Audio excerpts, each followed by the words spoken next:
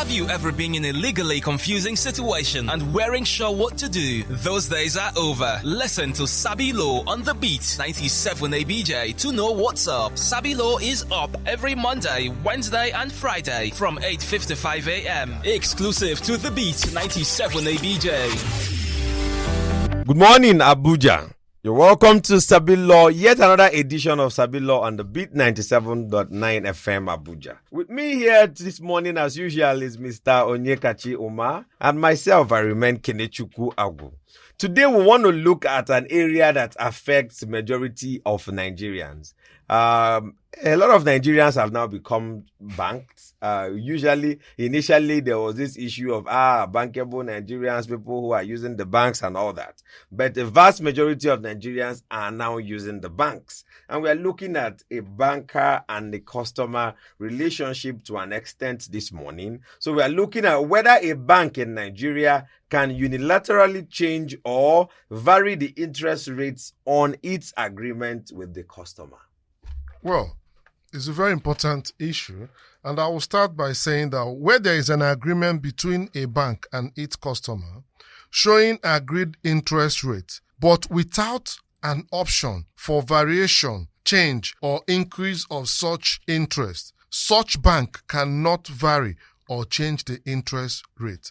It does not matter whether or not there is a new policy per se, an internal policy of the bank. However, there is a little change to this.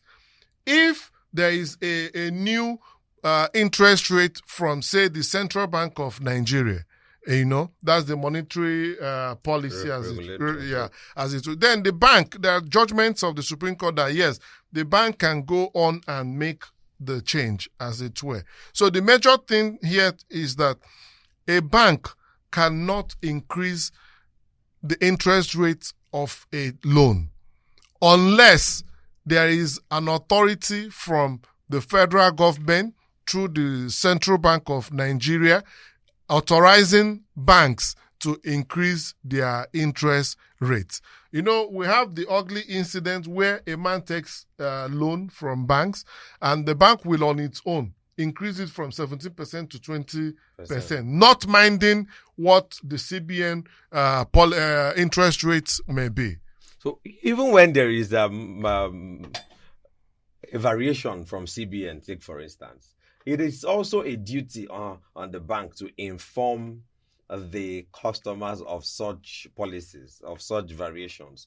Because take for instance, if I were paying 17% and I just wake up and see 25% has been deducted without any notification to me or even informing me of that, then I think there is also an issue there. So the bank should know that whereas they have the right to vary based on CBN regulations, on their own, banks cannot unilaterally, that is on their own, vary it. They must agree with the customer.